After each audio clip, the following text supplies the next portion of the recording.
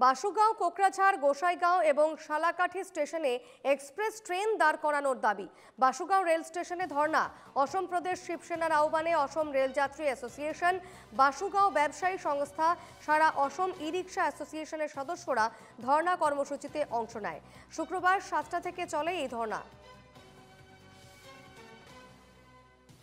আমার করোনার টাইমে মহামারীর সময় আমার বাসুগাঁও রেল স্টেশনের পৰা ধুবুৰী কামাখ্যা ইণ্টাৰচিটি ষ্টপেজখন উঠাই লৈছে।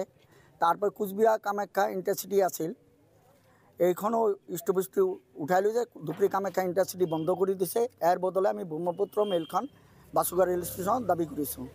আৰু কাঞ্চনজঙ্ঘা এক্সপ্ৰেছ বাসুগাঁও ষ্টপেজ আছিল, এই মহামাৰীৰ সময় এই ট্ৰেনখানও বন্ধ কৰে দিয়েছে। আজি তকৰ এই ট্রেনবিলাক দিয়া নাই। আজি 4-5 বছর হয়ে গেল, তেতিয়া ট্রেনবিলাক ষ্টপেজ বাসুগাঁও রেল স্টেশনত দিয়া নাই। আমি আন্দোলনের উপর আন্দোলন করে আছোঁ। সরকারে এতিয়া পর্যন্ত আমার দাবিটো মানি লওয়া নাই। আর আমার দাবি মানি নললে আমি